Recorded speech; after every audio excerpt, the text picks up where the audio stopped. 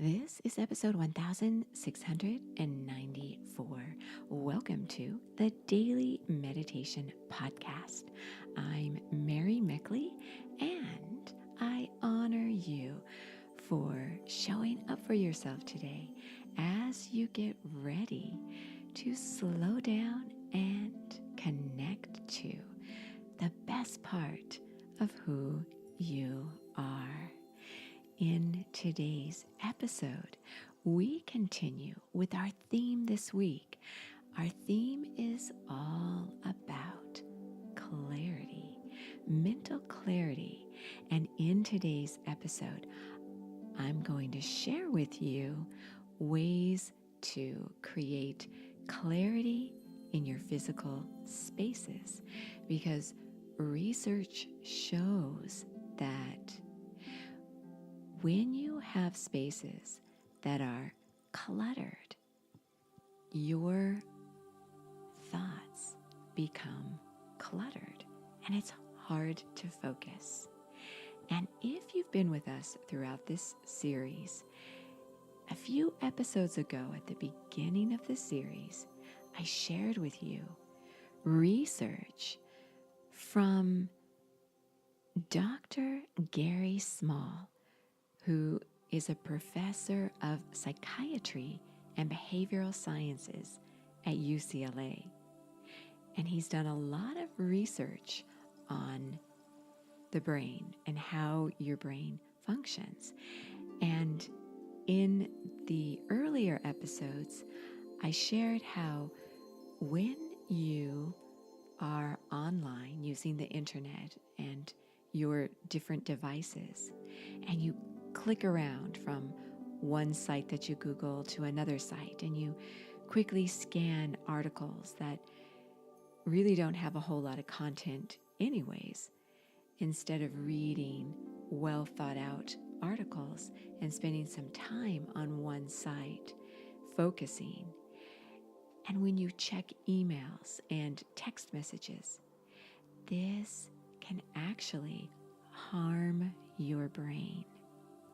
So it seems that when your physical spaces are likewise scattered and cluttered, that this also creates scattered, cluttered thinking. So neuroscientists have blamed the clutter of technology for shrinking your attention spans and even impacting your ability to learn. Fortunately, there are solutions, and you are doing one of the very best, if not the very best, way to support your prefrontal lobes, the part of your brain that helps you manage stress, that helps you to focus and remain calm.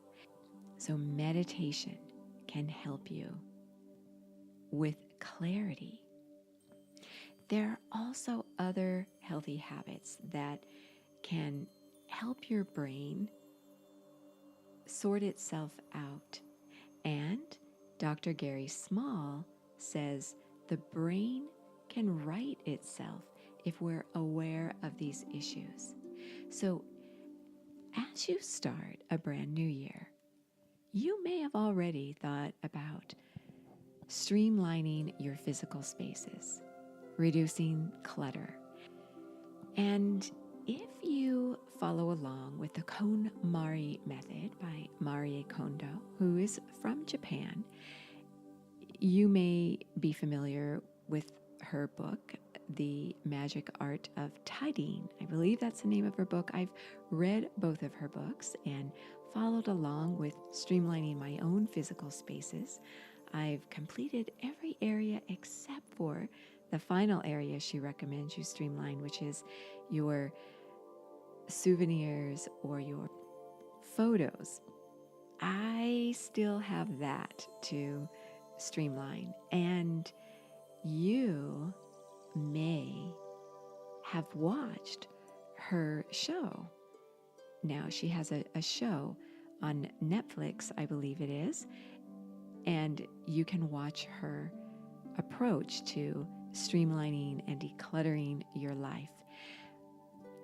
One of the principles Marie Kondo has when you decide what you should declutter from your physical spaces is to start with what is easiest. So she recommends clothing, taking all your clothing, putting it on your bed or in one place so you can see how much you have, and going through each piece one by one to determine whether or not you love an item, or, as Marie Kondo puts it, whether or not the item sparks joy. Does it bring you joy? And is the item useful? And so these are two of her main principles. She has several other principles, but I share these two with you because you can apply this to your thought process as well. When you are weeding out negative thoughts, how to declutter your mind. When you become aware of these processes, as Dr. Small recommended, you can do something about it when you're aware of it. So when you're aware of negative thoughts or harmful thoughts, then you can think about, okay, well, what is triggering these harmful thoughts? And is this something that is useful to me? Is it supporting me in any way? The answer will be no, it's harmful. Or you may feel, yes, it is supporting me because I am justified in thinking this. Someone did something to me and I have every right to be angry. Or look at the state of the world. I have every right to feel hopeless and to feel frustrated and scared. So when you break those thoughts down and you think about, okay, this might be true, but is the way I'm thinking about it and the physiological reaction in your body, is it supporting you? And if it's not, then think about letting go of that emotion or that thought. It's not quite as simple as tossing out a physical item, but even people who go through their homes and try to streamline their homes have so much attachment to their possessions. It's painful for them to let go of certain possessions. I'm sure it is for you as well, with some of the things you have in your life that you could let go of, but it's so painful to think of doing so. So letting go of certain thoughts can be difficult, but really consider the impact and the power that that thought may have over you. Does it dictate how you approach your day every day? Does it harm your relationships with other people, or your health, or your job, or whatever it is you do to show up in the world? And then you can work on releasing this thought.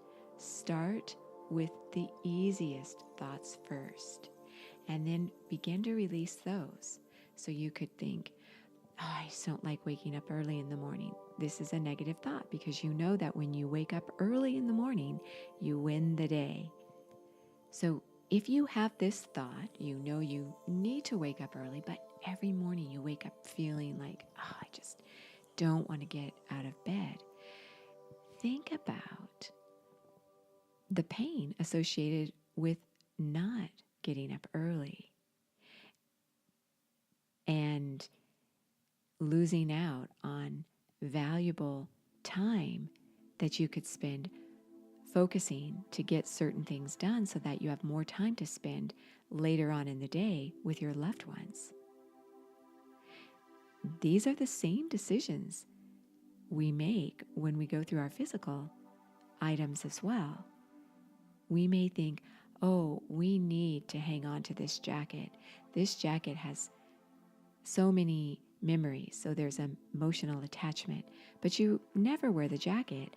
And when you go to find something to wear in your closet in the morning, this jacket hogs a good deal of space in your closet, and you feel like you can't really see the things you do like wearing or you need to wear because there's this big jacket and it has those good memories, but you don't wear it.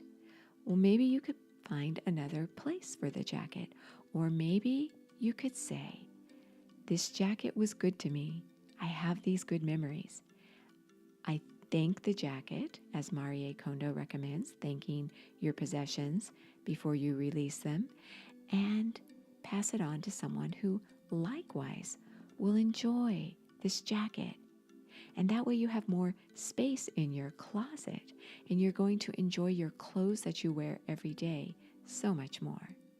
So you know already what's cluttering up your spaces, what's cluttering up your mind.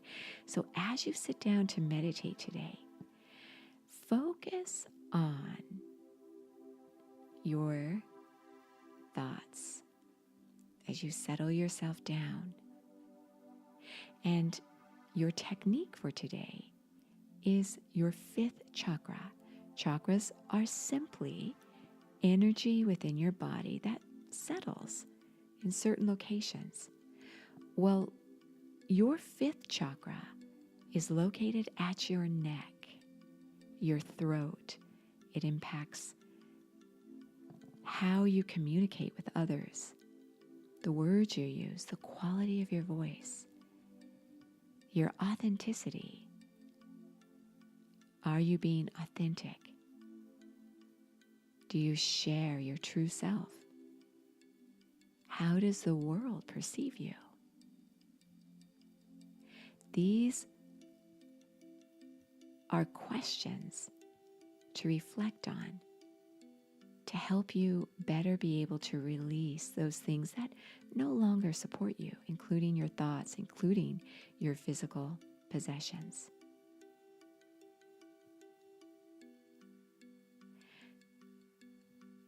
This chakra, the color is indigo blue. This color is often associated with trust. Visualize yourself surrounded by blue. Color therapy is so powerful. You could focus at your throat, your truth, and a deep inner calm will emanate when you declutter your thoughts and your spaces. You have clarity. Continue your meditation. As always, the full guided meditations are on my app, the Sip and Om meditation app. You can try out the app full access currently for 2 weeks free. You receive access to the full app when you subscribe for 2 weeks free. Over 1,800 guided meditations, including weekly journals customized for the theme, and a weekly guide with all the techniques on it. This is the Sip and Om meditation app. As you sink into your own inner stillness, know you are so worth slowing down for.